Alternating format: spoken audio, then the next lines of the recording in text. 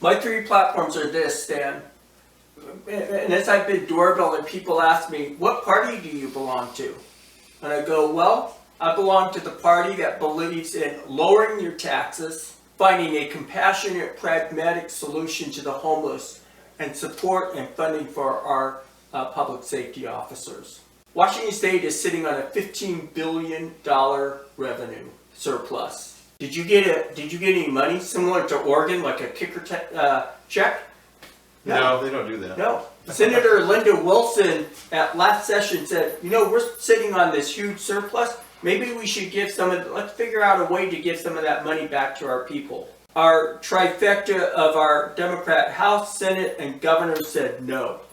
They wouldn't even consider it. They wouldn't even allow it to come out of committee.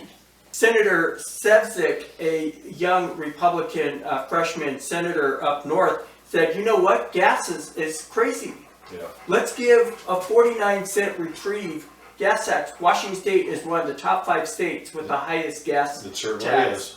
It didn't even make it out of committee. They wouldn't even consider it.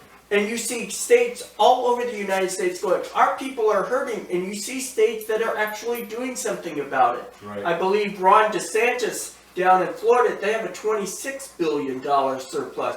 They're giving money back. California has a surplus. Blue State's Gavin Newsom is giving money back. Even New York is giving money back. But Right. Washington, I'm going to be kind, but they're not giving any money back. So we need to do things. One of my solutions is we should roll the sales tax back. We get our sales, our revenue comes from sales, property, and B&O tax. I believe that we should roll back the sales tax between 1% to 2%. Number 2, if you are a senior and you are in a certain tax bracket, you should be exempt for paying any school bond or levy for the entirety of your home. If you are a retired military vet, retired from our military, honorably discharged, you have already paid the price, Stan. This is one of the reasons why I'm running for State House of Representatives, because I am paying back because somebody in Korea fought for my freedom, or they actually died. They actually died for my freedom, for me to be able to sit here on this couch with you today. And you know what my experience has been, many of our immigrants, you weren't necessarily an immigrant by choice, but nonetheless, you realize where you came from and what was going on at the time, and you're appreciative. And many of our immigrants by choice are actually better citizens than our own America-born on the soil people here, because they know what we have. And then secondly, the homelessness in Washington State, we see it all around us. Now, people see all the homelessness and they think this terrible invasion is happening. And it might be so, but here are the numbers. In Vancouver proper, Stan, there are approximately 600 who are homeless. In Clark County, there is 1,000. Now, they've released the numbers on Vancouver. There's 198,000 people in Vancouver proper. There's roughly almost 500,000 people in Southwest Washington.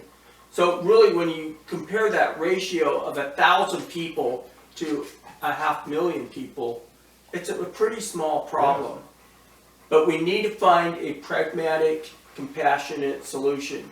There are 4 places in the world that have almost eradicated homelessness. One is Finland, one is Vienna, Austria, and there are 2 states, Utah and Iowa, Salt Lake City, and I forget the city in Iowa. But what they've done is innovative. They don't just throw money at it. They work with interagencies, nonprofits. We just had Open Heart Ministries open up 40 rooms for transitional living just last week. There are these little, they amount to a tool shed called a Safe Stay.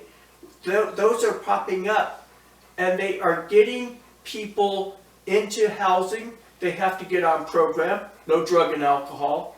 Their behavior has to be exemplary, so no fighting. They have to do work, actually.